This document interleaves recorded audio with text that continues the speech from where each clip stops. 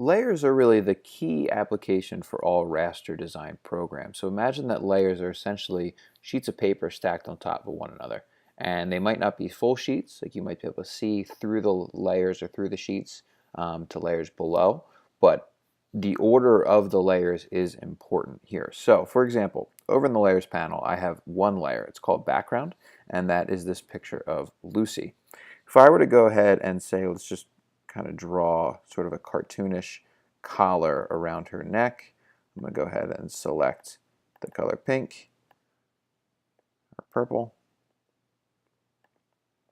And using the paintbrush tool, I'm just going to kind of draw a cartoon collar around Lucy. I know.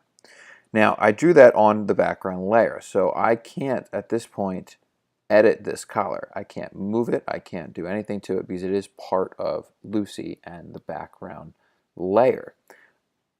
In contrast, if I would actually go ahead and create a new layer and say even name it collar, then draw essentially the exact same collar around Lucy, because it's on its own layer, I can change it by itself. I can drag it, I can move it around.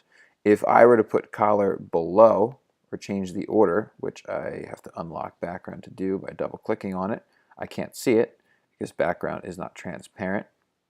But by doing that on a separate layer, I can edit these things separately. Same thing if I were to say add text. By text being on its own layer, I can move it around and do whatever it is that I want to do with it. So if I were to apply, say, a different color to this collar, like if I were to make the collar red, note that because collar is below Lucy in the layers panel, it actually sits underneath Lucy over here. You can always delete a layer by simply right-clicking on it and hitting delete layer. And if you do want to merge them into one layer here, you can also select both layers, or actually just click on the top layer and say merge down. And then it went ahead and it grouped that collar onto the Lucy layer, the original one. You can also do different applications and things to the layer itself if you want to go ahead and edit it. So for example, I'm just going to show you, by default, the text layer is not rasterized. So it's text, so you can go ahead and you can actually edit it after you draw it. If you want to say apply the paint bucket to it, notice how it won't let me. I can actually rasterize that layer by right-clicking and hitting rasterize. Now I can't edit the text anymore. If I were to click on it with the text tool, it wouldn't let me edit it. But I can apply filters to it and say the paint bucket to it and apply different colors to each letter or something like that as well.